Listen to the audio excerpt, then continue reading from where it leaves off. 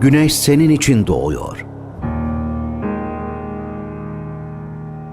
Gördüğün her şey birazdan bu heyecana ortak olacak. Bu öyle bir serüven ki uzun ve yorucu. Derin bir nefes al. Doğanın güzelliği karşısında özgür ol, cesur ol.